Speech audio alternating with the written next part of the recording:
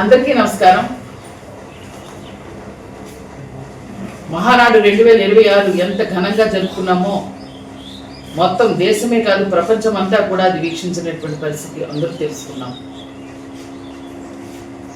ఏదైతే ప్రజలకు అవసరమైనటువంటి అభివృద్ధి సంక్షేమం మీద ఉందో తీర్మానాలు చేసిన దాంట్లో ప్రముఖంగా ఈసారి థీము స్త్రీ శక్తి మీద చేయడం గౌరవనీయులైనటువంటి మా జాతీయ అధ్యక్షులు చంద్రబాబు నాయుడు గారికి, మా వర్కింగ్ ప్రెసిడెంట్ లోకేష్ బాబు గారికి, మా పాడేరు నియోజకవర్గ మహిళల తరఫున హృదయపూర్వక ధన్యవాదాలు తెలియజేసుకుంటున్నాం. అంతేకాదు చిట్టు చివరిగా వారు ఒక ప్రధానమైనటువంటి ఒక అవకాశాన్ని మా మహిళలకి కల్పించారు. 33% మహిళా రిజర్వేషన్ ఏదైతే ఉందో మొన్న కేంద్రంలో కొట్టివేయబడినప్పటికీ ఆంధ్ర రాష్ట్రంలో ఖచ్చితంగా 33% మహిళా రిజర్వేషన్ మేము పాటిస్తామని ఒక గొప్ప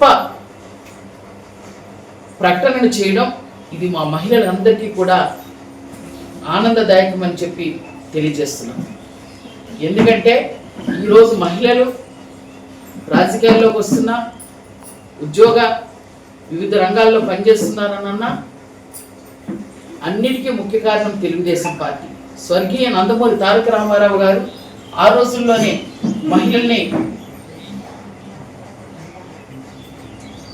ముందుకు తీసుకొచ్చేలాగా ఆడపిల్లకి ఆస్తి హక్కులు, సమాన ఆస్తి హక్కులు కూడా మొట్టమొదటి మా మహిళలకు ఇచ్చినటువంటి గౌరవం ముఖ్యమంత్రి చంద్రబాబు నాయుడు గారు డ్వాక్రా గ్రూపులు పెట్టి మహిళల్ని ఆర్థిక సాధికారతను సాధించడం రెండో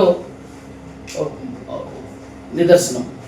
ఇప్పుడు గౌరవ మా వర్కింగ్ ప్రెసిడెంట్ తాత తండ్రి వాళ్ళ వారసత్వాన్ని తెలుగుదేశం పార్టీ ఆశయ లక్ష్యాలకు అనుగుణంగా నిన్న జరిగినటువంటి మహానాడులో మహిళలకు మాకు 33% రిజర్వేషన్ కల్పిస్తానని అంటాం. ఇది 3వ తరంలో ఇచ్చినటువంటి చరిత్ర. ఇలాంటి చరిత్ర గల తెలుగుదేశం పార్టీ ఖచ్చితంగా మహిళలంతా కూడాను అన్ని విధాల ఇప్పటికే అన్ని ఆకాశమే హద్దులాగా మేమున్నాం.